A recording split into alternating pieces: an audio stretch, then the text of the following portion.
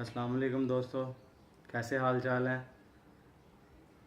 दोस्तों। आज आपको मैं बताऊंगा कबूतर का जब पोट जाम हो जाता है, जिसे आप सादा लफ्ज़ों में कहते हैं जी, पंजाबी में पोटा जम गया जी।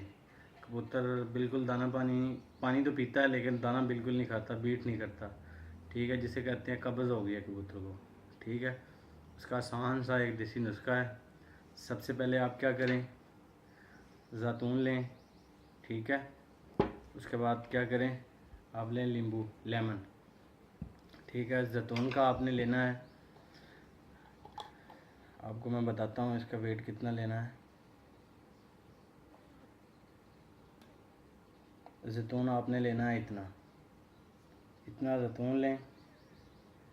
ठीक है, उसको किसी प्लेट में डाल लें। इससे आप थोड़ा सा ज़्यादा भी ले सकते हैं, लेकिन ये बेस्ट है इतना, बस इससे थोड़ा सा ज़्यादा भी ले सकते हैं आप। ठीक है, उसके बाद क्या करना है, लीमन लेना है आपने।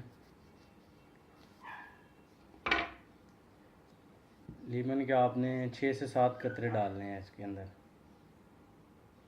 ठीक है, 6 से 7 कतरे डालने हैं आपने। उसके बाद आप इस तरह की सिरिंज ले लें, उसको बना लें।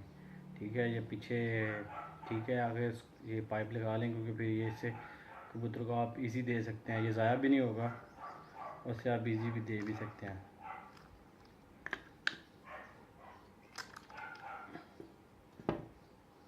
ये तकरीबन 2 सीसी बन जाएगा। ठीक है,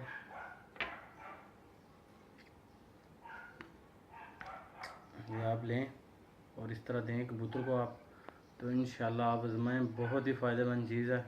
इंशाल्लाह आप आज़माएँगे तो फिर आपको अंदाज़ा हो जाएगा कितनी अच्छी चीज़ है। ठीक है दोस्तों, मैं हूँ वासा फराज वासा। मेरी वीडियो को लाइक और कमेंट्स और मेरे चैनल को सब्सक्राइब करें। Thank you. अल्लाह हाफ़िज़ नासर।